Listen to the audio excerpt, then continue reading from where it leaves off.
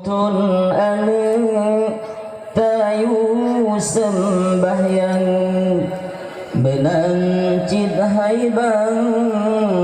tayu puasa karena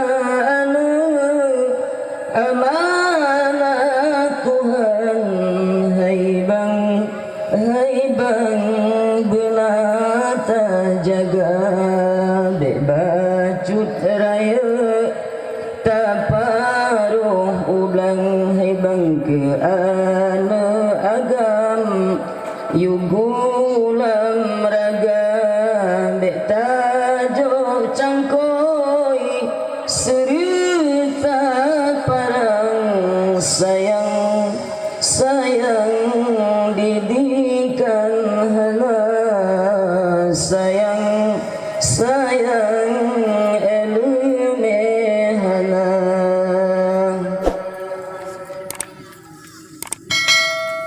wahai abi umilun sayang anu tak tunjang elume benang intak sikulang serta medagang mufom aturan hukum agama damate tanyo tawoba Tuhan jid kehanyan yang baca doa damate tanyo tawoba Tuhan jid kehanyan yang baca doa 7 ton anu tayu sembahyang menang cid haibang tayu puasa karena anu amanah Tuhan haibang benata jaga bacut raya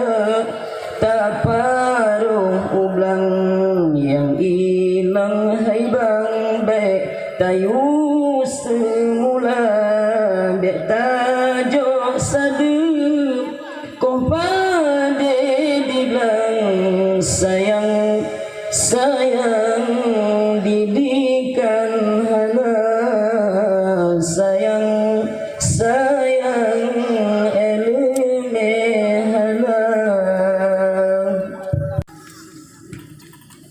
wahai abi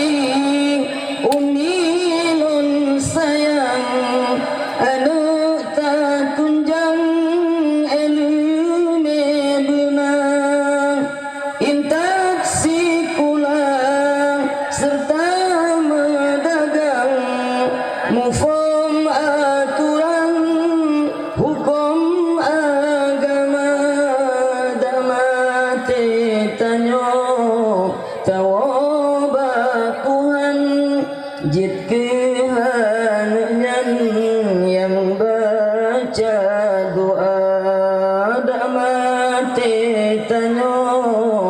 tawoba Tuhan jid kehanyan yang baca doa 7 ton anu tayu sembahyang menang cid haibang tayu puasa karena anu amanah Tuhan haibang benata jaga bacut raya taparuh ulang yang ilang haibang baik tayu semula dek tajo sadu kau pade dibilang sayang